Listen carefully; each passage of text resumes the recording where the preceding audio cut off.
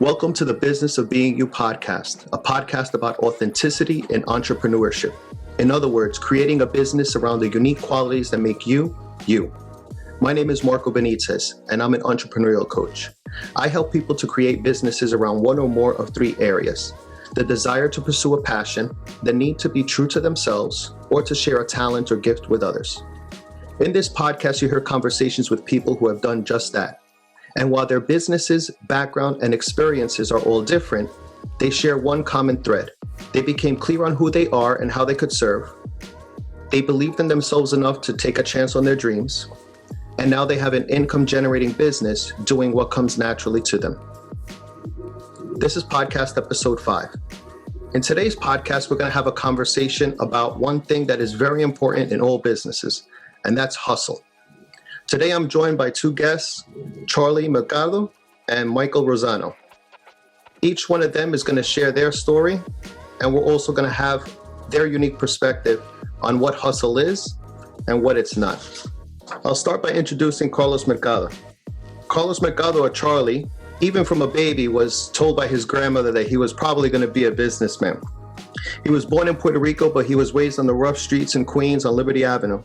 As a child, he started packing bags at the local supermarket and experienced earning money for the first time, sparking his hustler spirit. At age 15, he felt the need to generate consistent and dependable income, and he made his first attempt at doing so by cutting hair. He continued to hone his skill and worked almost incessantly, and after 2 years, he perfected his skill enough to make it into a career. His brother dubbed him Charly Hustle, and the dream of the Hustle Barbershop was born. In May of 2005, he opened the Hustle Barbershop, and it quickly became a staple in the neighborhood where he was raised.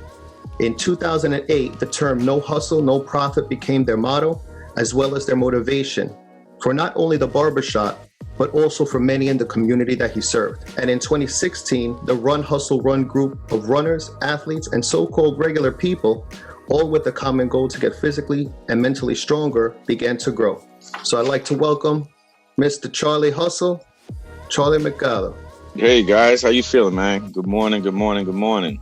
Good morning. All right, I'm also joined here by Michael Rosano. Michael Rosano is a landscape architect with over 19 years of experience, ranging from high-end residential design and build to commercial and urban and municipal design. He's won awards for excellence in design and construction, and his work has been published in numerous publications. His professional experience includes serving as the Brooklyn Borough Supervisor with the Landscape Construction Division for the New York City Department of Parks and Recreation, where he oversaw construction on numerous projects, including such high-profile projects like the Brooklyn Bridge Park. The driving force behind all of his accomplishments is one thing: hustle. Welcome, Mike. Thanks for joining us today.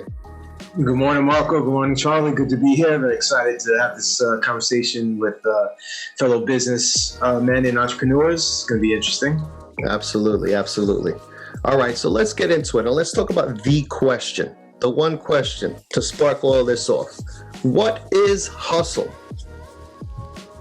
I think I'm going to let Mr. Charly Hustle set that one off. I think that's, with all due respect, he should start it off.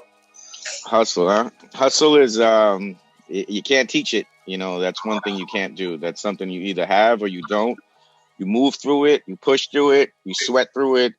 And it's literally embedded in you. And it's just a driving force that most of us don't know we have or don't know how to harness. But if you do, you know, the power is limitless, you know, and that's one thing that I always take pride in. And it's just pushing harder.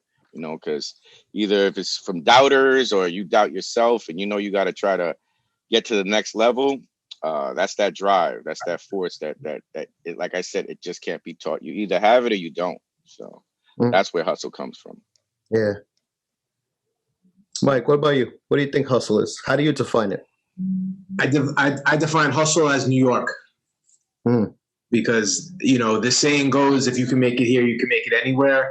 And I think that's exactly what it is, because the reason why they say that is because New Yorkers have the hustle in them, you know, like Charly says, whether they know it or not, we're just we're born into this, in this environment of the constant moving, like you're constantly on the go. It's that New York vibe where, everyone's in a rush, but that also applies to what the hustle is. Whatever business you're in, it's all about, strapping your boots on, going to work and just working hard and outworking everyone. That's the other thing. I think the hustle is outworking people.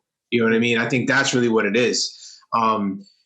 Because you see it all the time, they're I went to school in the University of Georgia, and that was kind of what a lot of people say to me is that New Yorkers move so fast. And again, I think it comes back to it's just how we're brought up, and it's what we see. And I think that's really what establishes the hustle within you. Like Charly says, everyone has it in them, whether they know it or not. Some people choose to really tap into that. Some people choose not to, but the hustle definitely is in every one of us, especially being New Yorkers. Yeah. What do you think it is about New York, though? I mean, because they've always said that, if you can make it in New York, you can make it anywhere. What do you think it is about New York in general? I mean, you think, is it because the big business is set up here? Is it because, I mean, going back to the time of the immigrants, this is one of the major ports. We have Ellis Island out here. What do you think it's about New York that kind of almost bestows that upon you? Like you have no other choice but to hustle to make it here. I think it's just the culture, you kind of speak of how people immigrated here, back in the day. I come from a family of immigrants. My family came from Italy, and my father's first generation. And my father was born, and my grandparents were born in Italy. And when they came over, they had no choice. I mean, that's what it was. You had to work. They came with nothing, and this undeniable work ethic was formed from them. I saw it with my grandfather, my uncles, and it's this drive to succeed because they came from nothing.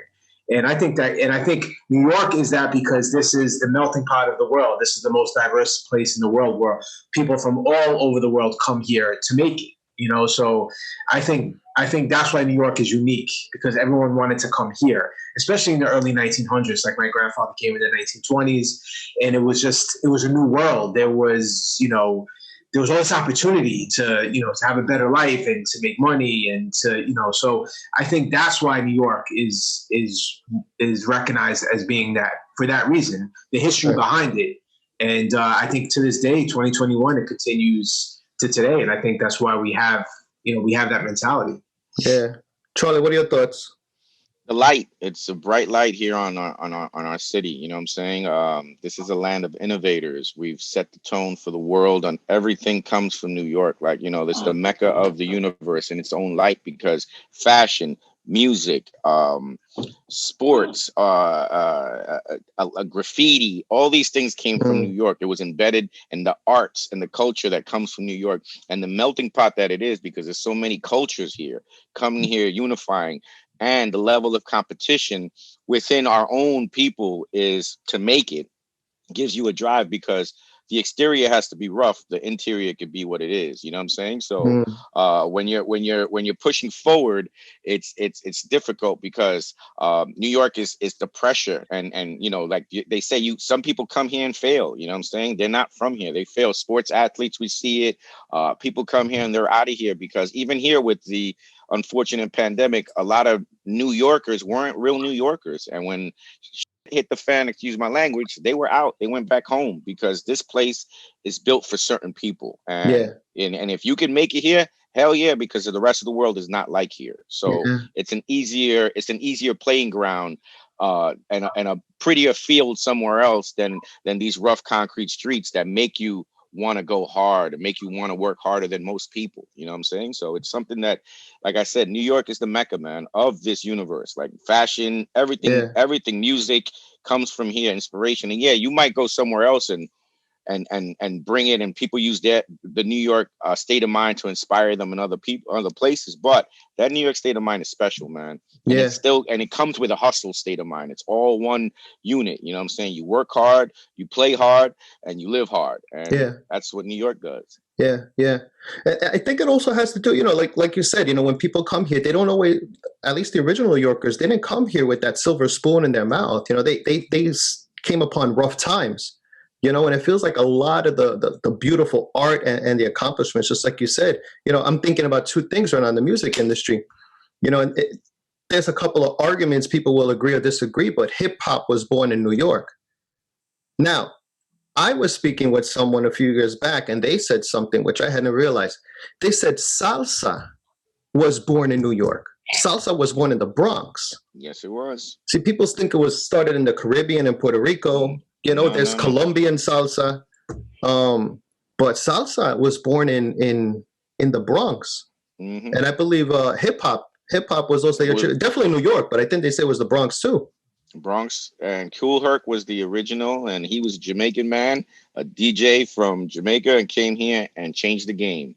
And salsa was just about the same thing. And it's like, I just think it's the melting pot of nationalities that come together here and bring that flavor and that sazon and that grit and that spice and that, you know, that tomato sauce, all that mixed together creates some next level ish that people can't stop. You know what I'm saying?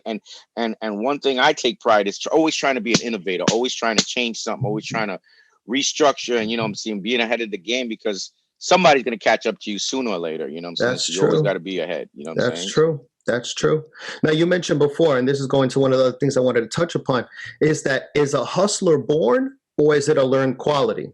And you were saying that you're either born with it, but you may not be aware of it. So you have to kind of draw that out of the person. I personally find that fear is a factor in a lot of us, you know what I'm saying? And people get scared to try, they automatically say, I can't. And once you go there, you're already lost, you know what I'm saying? So for me as a kid, I wasn't let play with the big kids. So I had to show them that I'm better. I can be better. I can prove myself to you guys. So it always made me try harder. You know what I'm saying? So I always had something to prove. And it essentially was to myself, you know what I'm saying? But I was trying to get my older brother's approval in a lot of things, and, you know, and making sure, but that brought it out of you, because all of a sudden you're just naturally pushing harder than everybody else, and they don't know why.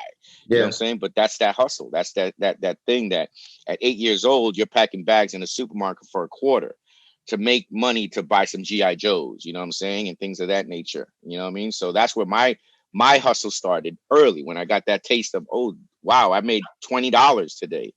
I can go buy my own baseball cards. I don't have to ask mommy. You know what I'm saying? Right.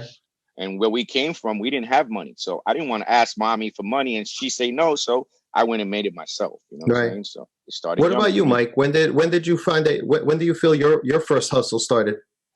I grew up in it. You know, I was blessed to have my grandfather had his business. My uncle, my dad's oldest brother, had his business in the landscape business. Maintenance. So, you know, I saw these men just take it. You know, they came here, and, you know, it's funny how many cultures go through the same things, you know. So, you know, when my grandparents came here, my uncle came here, you know, Italians were looked down upon, you know what I mean? All the, you know, they were, you know, the immigrants, dirty people living all together. It was the same thing how the circle goes around with many other cultures and stereotypes. My family dealt with that too. So, you know, they weren't welcomed in many places. So they started their own thing. My grandfather went out and he worked in construction when he first got here. And he said, you know what, I'm going to start my own business. Right. Man had a 5th grade education, never, you know, no formal education, but he was smart. So I grew up seeing that. You know, I grew up seeing my grandfather and my uncle, you know, my uncle started his business. And what Charlie says, the same thing with me. You know, I grew up on 135th Street in Hillside Avenue, right across the street from the world famous Hustle Barbershop.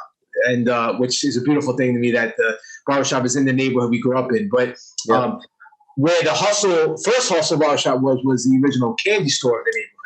So in 2005, Charlie called me up. Yes, Charlie called me up and told me where the spot was. I was like, this is beautiful, man. You got to take it, man. Like, you got to jump on that. That was the whole candy store. Wow. You know, so, you know, as a kid, I wanted to go buy candy, play video games, and I'll ask my dad for money. And he would say, no. You know, I was 8 years old. I was like, no, your uncle has a business. Go work. You want money? Go work. And that's what I was taught at 8 years old. So I learned, well, if I work, I can make money.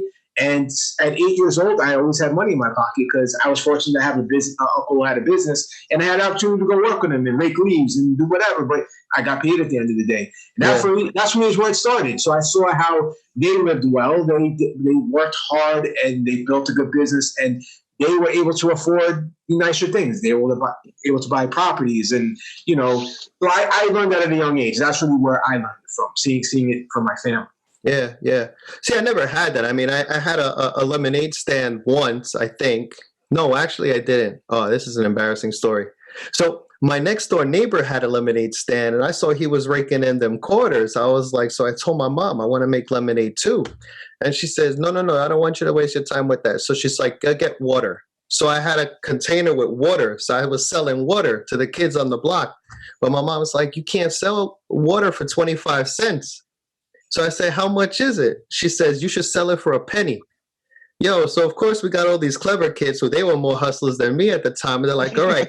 So I'm sitting there on the stoop waiting for someone to buy something, and they're playing and I'm just watching them. And one kid comes over with a dime. He's just like, all right, let me get one. I was like, all right, I'm going to come back 9 more times. I'm just staring at this tiny little dime in my hand, man. So they didn't have that. I didn't discover a hustle within me probably till I finished my studies. You know, after I started practicing medicine, I didn't start a hustle really until then. I've had jobs, but I don't consider that a hustle. You know, you apply, you get a job, you work. That's great, but that's not a hustle. That's just it's just working. Right. But my hustle didn't start until I finished my medical studies. So I was like, 30 years old. But it came on in a big way, you know, and then it grew into other things. You know, I started my recruiting company, then I started pursuing aesthetics and, you know, now the coaching. But yeah, you know, and I agree with you. And, you know, it's funny because when you said, Charlie, you know, it's not taught, it's in you. That's very true. I didn't know I had that aspect of myself because I was never placed in that situation. And it seems like the circumstance, it's that survival of the fittest, you know, you either thrive or you die. I wasn't placed in that situation. So that never brought it out. And it wasn't until later that I found myself like, yeah, you know what? I have to come up with a way to bring in some more money. Yeah, I think it also comes from just to kind of go back to what Charlie was saying, you know, being in you or if it's natural. I think it is in everyone, but the issue is, I think fear, like Charlie said, is the biggest determinant of why people don't want to do it, because they're fearful of failing, right? But that shouldn't stop you from pursuing it.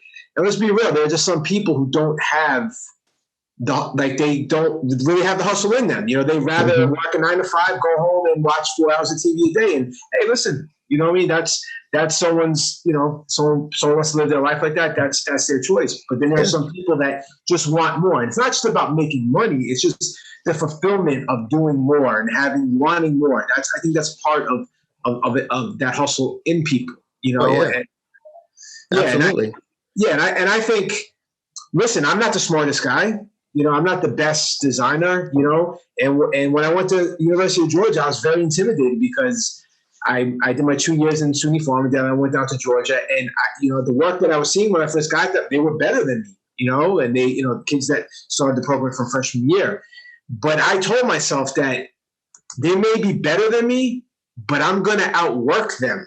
And that's what I did. I mean, honestly, I just worked hard. Not to say that they didn't work hard.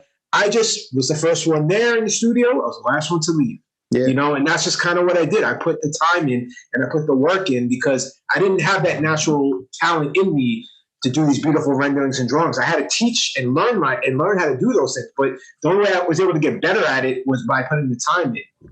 And that's what I did, you know? Yeah. Yeah. And I forgot which celebrity said, I don't know if it was Schwarzenegger, it was like, while they sleep, I work. While they sleep, I work. He just kept repeating that. So I got another question. And there's a couple of parts to it. I'll throw them all out and you see whatever sticks to the wall and we'll go with that. Is there such thing as too much hustle?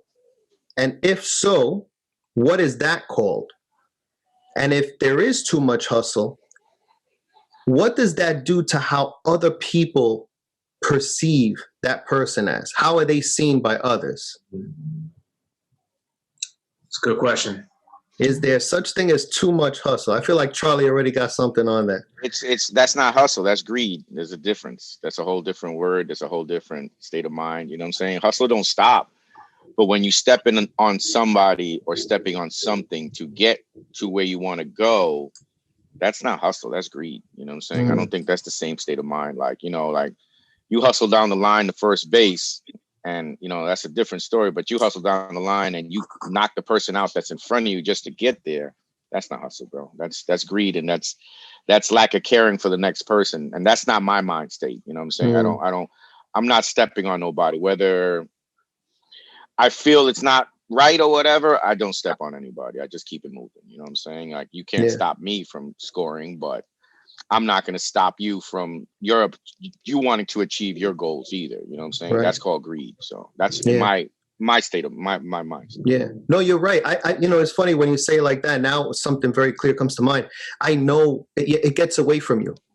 Sometimes it gets away from you, and you're right. You're absolutely right. Yeah, like the opposite of hustle, or hustle pushed too far, is greed. You're right. I knew this guy, same thing. He was a hustler, and the word hustler is a little funny too. That can sometimes have a bad meaning to some people because it sounds like you're trying to swindle them or trick them. Mm-hmm. But I guess when we're saying hustler today, we're talking about one who hustles. But yeah, he was a hustler and he did his thing, and he just got, I will just say, too ambitious. Long story short, he got pinched by the feds. Not NYPD. FBI got him for some stuff twice. And it goes too far. What do you think, Mike? That's what happens. There's a saying. It's actually in Italian. I can't say it in Italian, but translated in English is, when you eat with both hands, you choke. Yeah. How do you know that's the correct translation if you don't speak Italian? Well, I was told. So yeah. It's kind of like if you and I walk on the block and you see a tree, you ask me what name the tree is, and I tell you, you don't know, right? I tell you. But yeah, I think it is greed, and I think another part of it too is that I think sometimes people there's jealousy too. When you're working hard and you're building something and you're sacrificing, and I know Charly could definitely speak on this. People get jealous because they're scared to do what you're doing, so they try to knock it. You know what I mean? They try to kind of tear people down, and that, you're going to have that with people in general because that's just how some people are. But I think at the end of the day, it's all about balance, and to kind of go back to what you're saying, Marco, like the word hustler can be seen both ways too. Growing up in New York, we know everything is a hustle and everything is a shakedown. Really, it is. I mean, if you know about life and in business, you're gonna encounter people like that. Yeah. So you have to have that street smart with the business smart to know, what you're walking into and how to be careful with that stuff. But at the end of the day, it's about balance. Work hard, play hard. Work hard, play hard. That saying. But that that's a big part of it. So let me ask you guys something. Whose hustle do you admire most and why? Good question. I'll answer first since you guys are marinating with this for a little bit. For me, I like Gary Vee. Something about this guy, man. I like the way he speaks. I like he's very straightforward. He seems like he's having a good time doing what he's doing. But this guy's always on his grind. For me, authenticity is a big deal. Being yourself. I don't like people that are fake, pretending, posing. I don't like that. Even as a kid, even as a teenager, I never liked that. I never liked seeing the person with the nice, fancy, the high-end car, the chains, and then they going into a living situation which just does not match with how they're presenting themselves to the world. Lately, Gary Vee's been posting something like, stop buying stuff to impress people who don't care about you, or something to that effect. Yeah, I see that. Yeah. But I like Gary Vee. I like his hustle right now. I find it in many people, if you want to go from a celebrity, The Rock is someone that, you see his, I love stories. I love knowing people's stories and what they come from and what they overcome. So for me, on a celebrity level, it's definitely The Rock and what he's done, because that man is, talk about hustle, that man is on a mission for what he's done in the last, 10 years, and for what he came from, and then just people in my life, man, a guy like you and Charly, man, you guys inspire me. What you're doing with your businesses, my jiu-jitsu professor, Mateus Lutez, he came from Brazil with nothing, and when I see those things, it just fuels me. I think that's the difference between when you talk about hustlers and entrepreneurs. I think that's what separates a lot of people too, is that people who are, I would say, like naturally jealous, have jealousy in them. They see people like that and they go the other way. Like, they don't, I see people like that and it makes me want to work harder. You know what I mean? It makes me want to step up my game and say, wow, I need to do more. I need to do better. Charly and I have all these talks when when I go for our haircut. We constantly have these talks of, what are we doing to better ourselves in our business and our brand, and what can we do more? And I think at the end of the day, that's what it comes down to. What can we do more to better ourselves? And that to me is a big part when you talk about a hustler's definition, is that, Yeah, definitely. I can't really say that I'm watching anybody else, or of course in the past who've inspired me.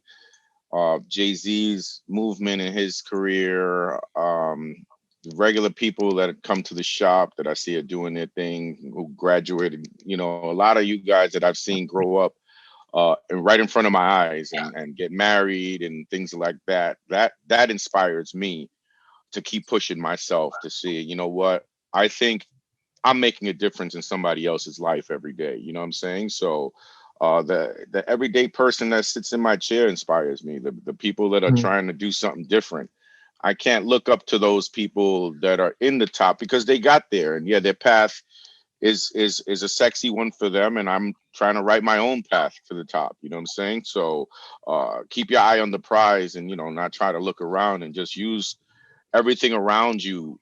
Like I try to just grab all of it and just bring it with me to say, you know what, this inspires me. This dude is doing what he's doing, and you know what, I'm proud of him doing this. And even right now in the running community, seeing people who walk in and you can see they're working on something. They're not strong, and within a month, 2 months, their whole state of mind changes. Their whole bounce changes, and you could read strength in them. You know what I'm saying? So that inspires me. That things like that inspire me. But to say that a certain person right now in my life out there that I'm watching, I'm not watching anybody, because I'm trying to write my own story. You know what I'm saying? And I don't want to get distracted or discouraged by somebody being too high up, where it's like, oh, I'm never going to reach that.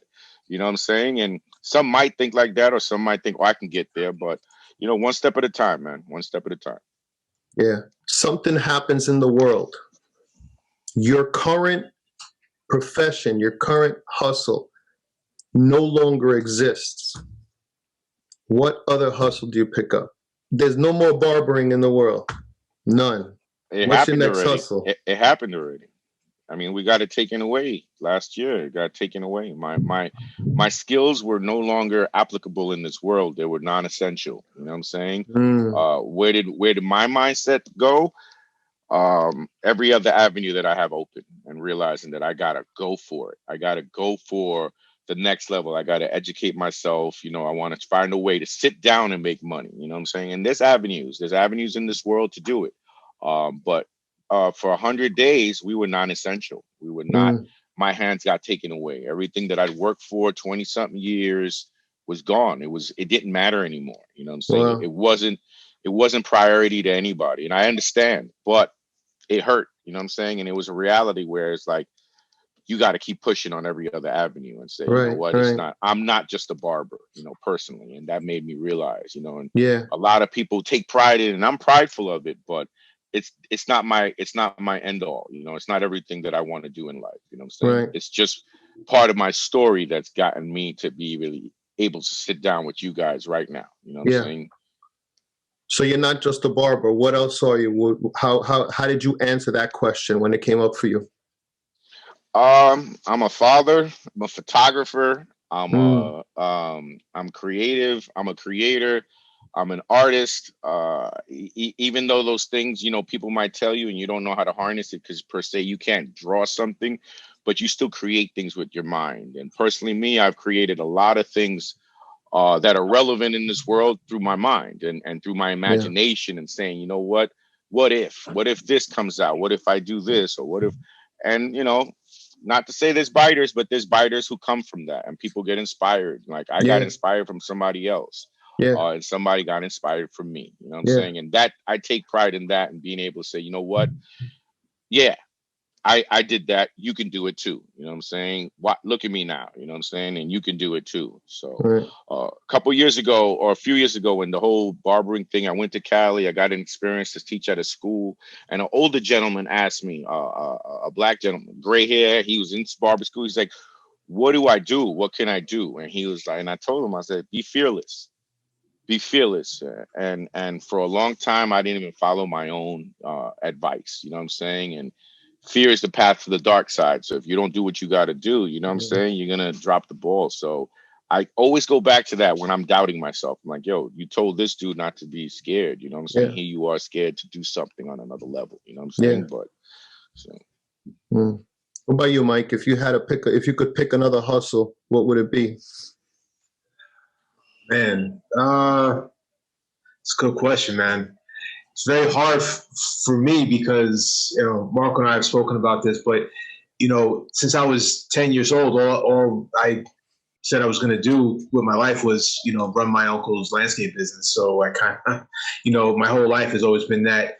But, if that wasn't an option, and I had a it would definitely be something, business owns. I think going back to that fear, the fear holds us back. And I think for many years, fear held me back too, Charlie. It held me back from, I always had the hustle on the side. I always had the 9 to 5 in the landscape architecture world and working for firms. But I always had my business I did on the side on the weekends and nights. And, that fear held me back from doing it full time. And then finally, January 2020, it was time to take that side hustle full time. But if I was to do something different, it would be your business owns, something where, to go to a 9 to 5, I don't know. So, what would that be? Not sure, man. Not really sure. Yeah. And you bring up something really important, because that's a good question. Could you ever see yourself working for someone else? That's tough, man. Yeah. Working for someone else, I think those days are done. Partnering with people, sure. Yeah. The partners, definitely. You know what I mean? I saw a meme or something somewhere on Instagram, and it said something like, the salary they give you is the doubt to stop your dreams. Something. Something like that. Yeah, I know which one you're talking about. And that's what people fall into. I need to make that salary. So. And you make a salary by working for someone, and they pay you that salary. So working for someone, I think those days are done. But like I said, partnering, sure. It's tough. It's tough when you get that entrepreneurial lifestyle. They said the entrepreneur is the only one who will work 80 hours for themselves, so they don't have to work 40 hours for somebody else. So true. It's so true, man. And coming from my last work experience before I started my business full time, that's what it was. I was like working for someone else. I'm like, what am I doing? I'd rather do this and work my ass off to do it for myself. And the thing is too, so I've been in practice, going on 19 years. For 19 years, I had a full-time job, so the salary was there, and I had my business I did on the side. So that side was side money, right? Yeah. My bills were paid for my salary. Yeah. You go on your own, you got to make your paycheck. You got to collect your pay. You got to go out there and collect money from clients, and make sure you're bringing work in, lining things up. It's a lot of work, but I'd rather do that than just answer to someone, and do it on my own, be my own man. Yeah, absolutely. What about you, Charlie? You think you could ever work for somebody else again? I am capable of doing anything like that. Do I want to? No. Just on this weekend, I was having a conversation with a friend of mine, and Monday. It was Monday, and they were talking Monday morning blues, and I don't know what Monday morning blues are. You know what I'm saying? I don't understand that terminology. You know what I'm saying? Like Yeah. people are like, oh, weekend.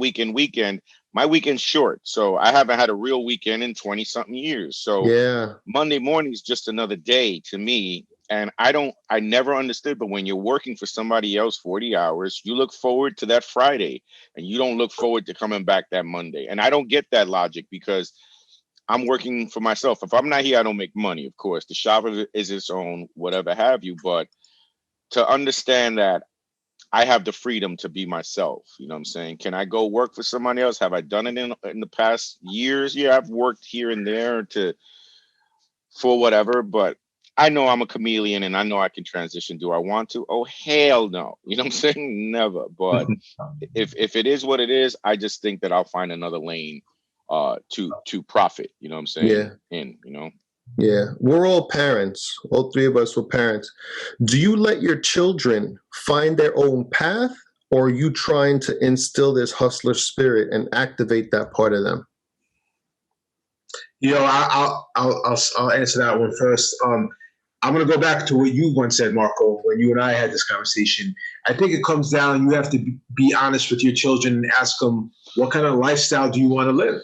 You know, because if you want to live an expensive way of living and drive an expensive car and have if that's like a goal, then you have to really think about what you want to do with your career. Right. If if you don't feel like you need those things and you want more of a humble, I don't know if that's the right word, just, something that's not as simpler lifestyle. Right, simpler lifestyle, then but I think at the end of the day, it all comes down to you have to follow your passion, what you want to do, but understand that, because even like what I did, I went to school for landscape architecture and my uncle sold his business. I didn't want to get into the lawn maintenance business. I wanted to become a landscape architect. But when I got into the real world and I saw what landscape architects at a school made, I was like, whoa, wait a minute. They don't really make a lot of money here. So I had to kind of find ways because I wanted a certain lifestyle, so that kind of led me to where I am today. But I think that when it comes to your children, that's what we have to do. We just have to really talk to them and see what are you passionate about, what do you want to do, and then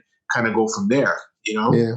Definitely have tried to instill that mindset of working hard to my son. Like, you do your own thing. I'm letting you choose your own path, but know who I am and know that you're still my son and there's still expectations in me for you. You know what I'm saying? So that's something that, dude, like I tell him, I'm like, Pop, like they call me Charlie Hustle. You gotta, you know what I'm saying? You still gotta match that somehow, some way. You know what I'm saying? So in his own right, his own lane, he's creating his own state of mind and his own hustle. And he's got it. I can see it, you know what I'm saying? But it's also genetic too, you know what I'm saying? Genetically, that can be passed on, you know what I'm saying? I think.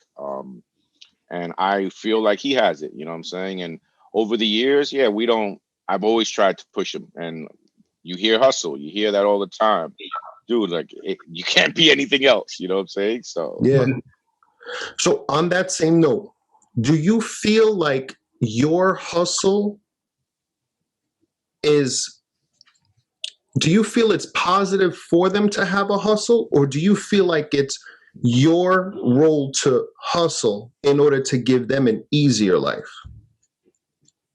I think as a parent, we want our children to be better than us. I think that's kind of the normal, right? Would you guys agree? Like, our parents wanted us to be better than them, and now we want our children to be better than us. And I think that is the real progression of, having generations of being better. You know what I mean? And I think that's what it comes down to. It's just, and also, children learn from what they're seeing. Not only what you tell them is what they're seeing. Listen, man, I work crazy hours too. Like the same thing with me. I don't have Monday morning blues. I don't. Yeah. It's like I work weekends. I work nights. My kids know. They understand, but they get it. You know what I mean? And so I think at the end of the day, it all comes down to showing them. And I think. It will come. But also, like Charlie says about with his son, that's what I teach my daughters is that nothing is going to be given to you in this life. you have to work for everything you want. Don't expect anyone to give you anything, because that's not the way life works. Right. You know, that's just how I see it, you know? Yeah. What do you think, Charlie? You ease the burden on them, or they got to pick up their own way? I've tried, and my situation is different than everybody's. I've been a father from a distance, but always been there, and I always install that in Nate, in my son, and let him know, like, you got to push. And like, he's in school now. I said, dude, I got you through these 4 years, and you're done after that, because I've done what I had to do. You know what I'm saying? I've given you all I can, and the rest is on you. You know what I'm saying? Like, you got to push on your own. You got to do things on your own, and you got to stand on your own, because I won't be there to hold your hand forever. You know what I'm saying? And for right now, he's doing what he has to do, and he stays focused. You know what I'm saying? And that's all we can help for. Like, someone asked me, to Mike's point, somebody asked me just a random question. Oh, he's really good looking. How do you feel that he's going to be better looking than you? Like, and I'm like, that's what it's supposed to be. You know what I'm saying? We're supposed to progress. And it's the same state of mind that Mike said. Like, you want your child to be better than. Why would it hurt me that he looks better than me? He's better. That was like one of the silliest things, but it's right. the growth. Like, thank God, right? Yeah. That's thank you, dude. Like, yeah, good job. Because that's what we're supposed to do. They're supposed to be better. I'm supposed to be better than my dad. My dad was supposed to be better than his dad, and that's the natural progression of life, is trying to go up, not go down. You know what I'm saying? So yeah, thank God he's good looking. You know what I'm saying? But he's got to be. It's more than that. You know what I'm saying? But it's just, that's the state of mind of some people in this world, that they don't get it. You know what I'm saying? So. If you had an hour with your 14-year-old self, knowing what you know now, what would you say to yourself? I'm going to take this mic real quick. 14-year-old Charlie. 14-year-old Charlie was the one creating the 40-year-old Charlie. So it was already, the mindset was, how can I always be in demand? You know what I'm saying? So I will pat him on the back and be like, good job, kid. Like, you already on your path. Like, you didn't know it, but here's a couple things that you might be able to do where you won't make the mistakes that hinder you a little bit today. You know what I'm saying? Here you go. Here are the other jewels, because the kid was on the right path at 14, 15. You know what I'm saying? He was young. He wanted to be in demand, and he wanted not to ask anybody for anything. You know what I'm saying? I hated asking my mother for anything, because we didn't have money, and I hated the word no. So I'd rather go out there and get it myself. So he was on the right path. A couple things I would tell him here and there. Yeah. Take this left and make that right. You know what I'm saying? But, good job for that kid. You know what I'm saying? Good job. What about you, Mike? Thinking back now, I think what I would say is enjoy the moment, because it goes fast. And I feel like when you're young and you're in the moment, or even in the college years, you think, and this is what I teach my daughters. My oldest is going to be 11, my youngest is 7. I'm already teaching them this. Enjoy the moment, because in the moment you think, when I went to school, when I went to Georgia, I thought I was going to be there forever. That's kind of how it felt. Like, wow, 3 years down here is, wow, 3 years is like 30 years, but it's not. It's a blink of an eye. So I feel like I was serious in my career and in schooling and all that, but, maybe I took myself a little too seriously. So if I could go back, I would say, I had a good time. There's no doubt. I lived my life, but I'm just saying, like, I think I stressed things at 21 that I really shouldn't have been stressing at 21, and that's living in the moment and just not being as serious. I think that's the biggest thing that I would do, say to myself. Charlie, what does the world need more of? Understanding, bro. Comprehension of each other. Those two things are the biggest things lacking in this world right now. Understanding and compassion for each other. Right? It's something we're lacking right now. Hustle's not lacked, because now that hustle's becoming greed. You know what I'm saying? Like we spoke earlier. Now people are just trying to step on you just to get to the top. You know what I'm saying? And it's sad to see that. But I try not to give that any power and keep moving. You know what I'm saying? Because just like when you were on the train going up that escalator, somebody's trying to get by you, let them by. You know, you'll get to the top when you get to the top. You know what I'm saying? Yeah. So good example. Mike, what does the world need more of? that was kind of badass. I'm sorry, that was a badass. That was off the top, man. That was good. We're recording it, man. That's good enough. Stream this whenever you want. I think I'm going to go with Charly on that too. Understanding. I think empathy. Right. We need more communication. You know, we live in a world right now where if I don't agree with you on any topic, people fly off the handle. They can't handle communication. And I think this really goes back, I think, honestly, to us growing up and where we grew up. We were always in the neighborhood together. We were always talking. So we had these experiences of learning how to talk to people. Now I feel like it's gone the other way, where it's like, if I don't agree with you, people think I hate you. Yeah. But no, I think we just need more communication to learn and understand each other better. You know what I mean? And I think that's really what we need. But that comes with empathy. We have to be empathetic to people and other beliefs or other, you know what I mean? Like just being open-minded and being able to communicate to each other. Because communication solves half the world's problems. We just talk. Absolutely. You know? I think it solves all the problems, not even half. I'll go as far as say all of it. What does the world need less of? I mean, you know, the usual hate, you know what I'm saying? Greed is definitely a big part of what's going on. Everybody wants to be everybody else. Greed is a big problem right now, yo. You know what I'm saying? Greed is the end all, you know what I'm saying? We all want to be the best, but at what cost? You know what I'm saying? Am I going to step on you? Am I going to stop you from growing? Am I going to say, you know what, you can't do that without me, you know what I'm saying? Or am I going to just let life be and live and let live? You know what I'm saying? That's my motto in a way, is just live and let live. You know, whether you like it or not, I'm going where I'm going. You know what I'm saying? Whether you're next to me along that ride, that's something different. But the world needs patience, you know, less hate and less greed, man. Yeah.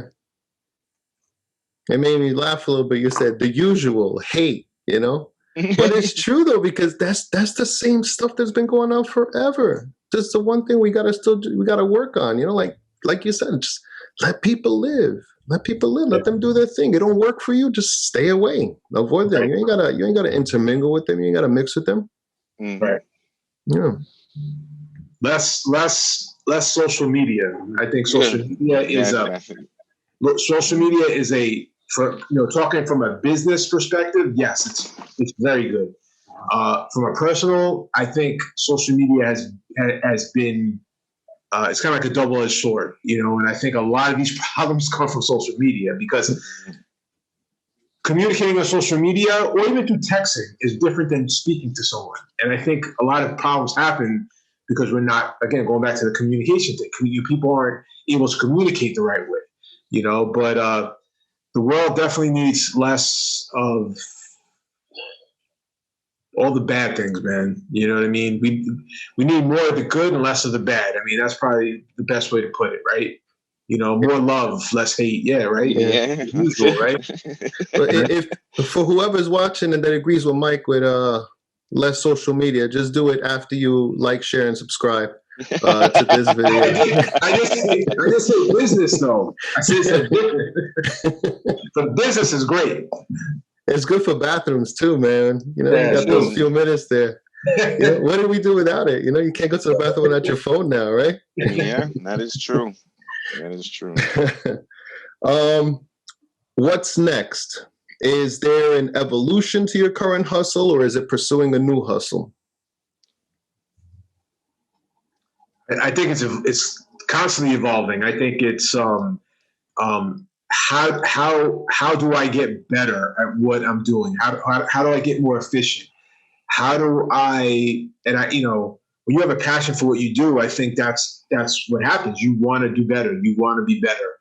You know, I know Charly could look back, you know, 20, 30 years ago and look at his first haircuts and pictures and be like, damn, wow, you know, those weren't really that good. Just like I look back on my, just like I would, just like I could look back on my designs 20, 30 years ago. I'm like, wow, some of that was, but that's all part of evolving, right? Yeah. You get better as you go. You know what I mean? But that's from putting the time in to make that happen. So for me, I think it's evolving, where I'm at. I'm going to be 43 in June, and I feel like I'm just getting started. That's really how I feel, you know?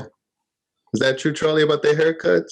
Yeah, you got right. some mushroom fades. Even and stuff worse, like it definitely was a growth. It started from one, and it started from a dream to say, you know what, I want to make sure that I can get to college and have money in my pocket, and it was a bad path, but it was a path in the sense that I knew that one day I'd be good. You know what I'm saying? And that goes into everything I do now, where it's like, all right, this is my first time doing this.